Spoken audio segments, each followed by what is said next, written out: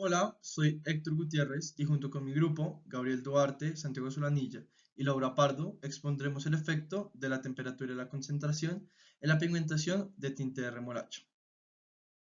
La agenda que se va a usar para la exposición de este proyecto será la introducción del proyecto, la metodología y los materiales usados, los resultados y su respectivo análisis, la tabla NOVA, y las conclusiones y referencias. Primeramente, debe decirse que la remolacha es una hortaliza muy utilizada en la realización de colorantes por su gran poder de pigmentación, razón por la cual se desea estudiar el efecto de la temperatura y la concentración en la pigmentación del tinte de remolacha en textiles, siendo esta relevante ya que es uno de los pigmentos naturales existentes más fuertes y por ende tiene una gran variedad de usos, sobre todo en la industria textil y en los alimentos. Al hablar de pigmentos en la remolacha, es necesario agregar que las betalainas son un grupo de aproximadamente 70 pigmentos glicosidados hidrosolubles derivados, los cuales se dividen en dos clases.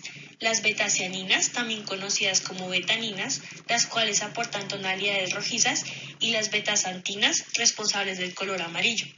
Cabe aclarar que hay una mayor concentración de los primeros pigmentos mencionados en la especie de hortaliza utilizada en este proyecto y por ende se obtienen tonalidades rojizas con tendencia al rosa.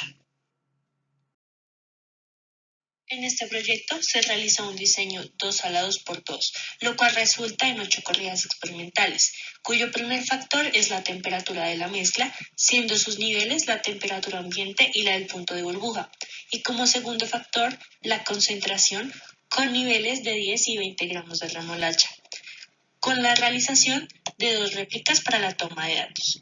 Asimismo, las 6 respectivas hipótesis son las siguientes.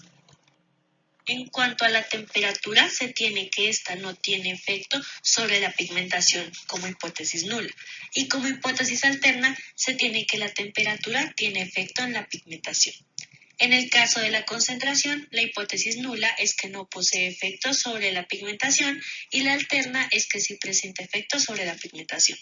Finalmente, y en cuanto a la interacción entre estos dos factores, se tiene que no presenta efecto sobre la pigmentación para la hipótesis nula y para la alterna se tiene que la interacción sí tiene efecto sobre la pigmentación de la tela.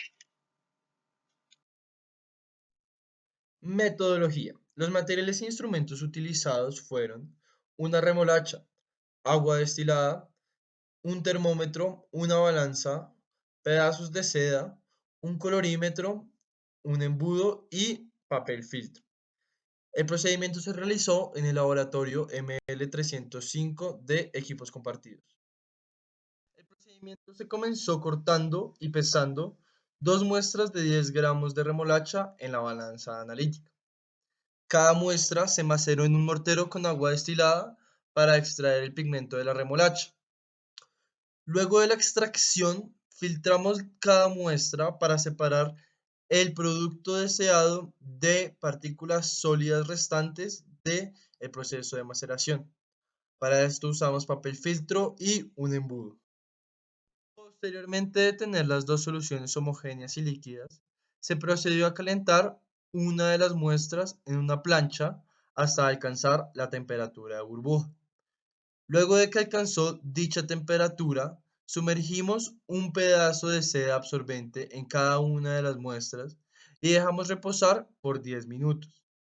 Luego del tiempo de sumergimiento, dejamos secar los pedazos de seda y tomamos los resultados con el colorímetro. Terminado el proceso con las muestras de 10 gramos, lavamos todos los instrumentos usados y repetimos el mismo procedimiento ahora con muestras de 20 gramos de remolacha. Analizamos los resultados y los traducimos a la tabla de pigmentación. Luego de esto, realizamos una segunda corrida del procedimiento para obtener otra réplica de resultados. Es decir, realizamos el proceso de maceración, filtración, absorción y secado nuevamente para dos muestras de 10 gramos, una temperatura ambiente y una temperatura de burbuja, y otras muestras de 20 gramos, una a temperatura ambiente y una a temperatura de burbuja. Antes de hablar de los resultados obtenidos, es importante resaltar que el colorímetro aporta una coordenada de la forma L asterisco, A asterisco, P asterisco, la cual suele interpretarse en un círculo cromático. Sin embargo, se tendrá en cuenta únicamente el valor L asterisco, que es el de relevancia para el estudio de la pigmentación. De esta forma, al realizar la práctica experimental previamente explicada en la sección de metodología, se tienen los siguientes resultados. Para la temperatura ambiente y 10 gramos de remolacha, 59,5 en la primera corrida y 37,9 para la segunda.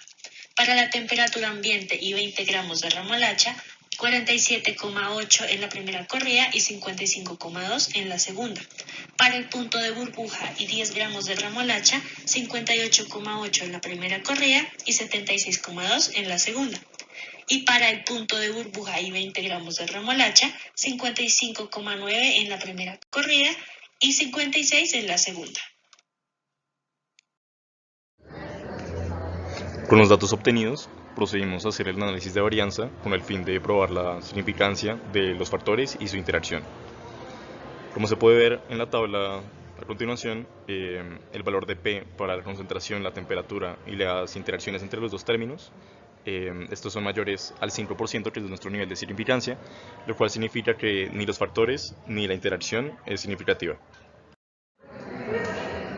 Para corroborar los resultados obtenidos en la tabla NOVA, decidimos hacer un diagrama de Pareto de efectos estandarizados y una gráfica normal de efectos estandarizados. Como se puede ver en el diagrama de Pareto, los factores y la interacción no alcanzan a llegar a la región de rechazo, lo cual significa que estos no son significativos. Y al igual, como se puede ver en la gráfica normal de efectos estandarizados, los datos, como se puede ver de color azul, no alcanzan a ser significativos.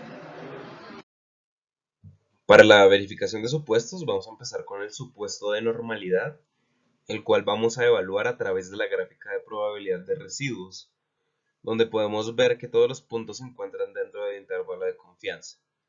Además de esto, el p-value, en este caso 0.866, es mayor que la significancia 0.05, y el valor de Anderson-Darling, en este caso, es menor al valor crítico, siendo 0.184 menor que 0.751. Por lo tanto, se cumple el supuesto de normalidad.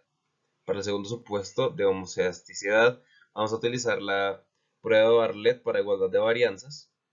En este caso podemos ver que el p-value es mayor que la significancia, por lo tanto, se cumple la igualdad de varianzas y se cumple el supuesto.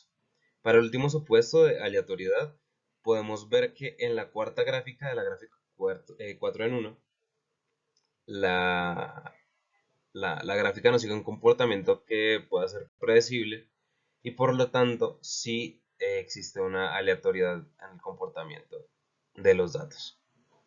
Dado el análisis de la tabla NOVA del gráfico de Pareto, el gráfico de efectos estandarizados, donde podemos concluir que ninguno de los efectos era significativo, podemos decir que en este experimento no es necesario buscar la mejor configuración en estas dos gráficas.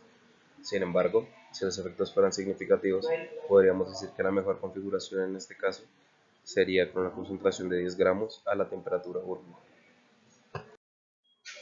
Como conclusión para este experimento, podemos decir que los factores de temperatura y concentración no fueron significativos, mas sin embargo, el diseño sí cumplió con los supuestos de normalidad y homocedasticidad y aleatoriedad, por lo que podemos decir que estos factores sí tienen un efecto sobre la variable de respuesta, pero no lo suficientemente significativo para que haya un cambio notable en las medidas del colorímetro.